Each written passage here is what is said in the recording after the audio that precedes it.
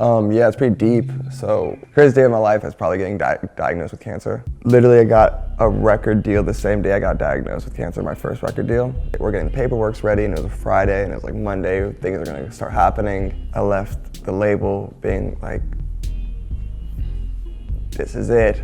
Like, everything's gonna be good, everything's gonna be great. Like, I'm gonna get a record deal, and I'm gonna be famous, and I'm gonna do this whole thing. And like, that's just what I thought, I'm gonna make money. Went to a hospital because I had like really bad asthma that night. Literally got diagnosed with cancer, like almost stage 4 lymphoma, and they were just like, we don't even know if you're gonna live. The best moment of my life to be like, this is what I've always dreamed of, to be like, this is what I've never dreamed of in like in my whole entire life. So like my worst nightmare was actually getting cancer since a kid. The highs and the lows of that one day is literally actually like, if you could really put your best moment of your life and the worst moment of your whole life together in one day, that was it.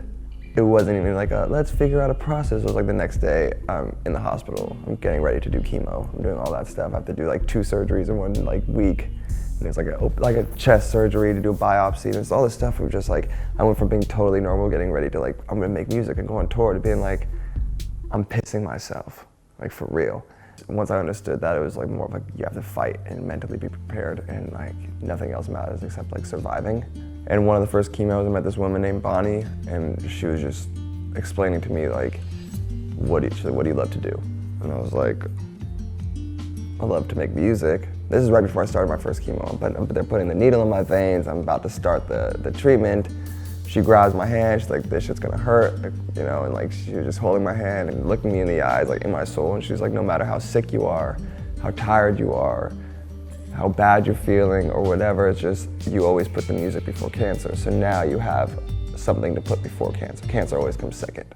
You have cancer, you're dying, accept that. So once I accepted that, she's like, you have to accept it, because once you accept it, then you can move on and focus on music.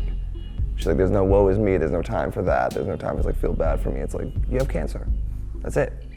And she was like, my biggest regret in life is not writing down what I did in my 20s, because I forgot all my memories, you know, and I got that advice, and I think that I only met her once, she passed the next time I came, and from that changed my whole life as an artist, as a person, because that's my mentality and everything. It's just like doing what I love and put it before anything negative or bad. I've been writing in a journal every day since I turned 20. It's because now I can look back, and now it's like I'm always thinking like, do I love music every time I'm in the studio? Do I love this song? Do I love what I'm doing? If I don't, then I walk out and I'm like, I'll come back the next day when I do. You know? And so my whole, everything changed. My whole life has changed since that. So it's like, what's the bigger picture? Finding your true purpose through passion, I feel, definitely shaped me as who I am now. As an artist and a being, it's all combined into one. And I think that definitely was, I guess, the craziest day of my life.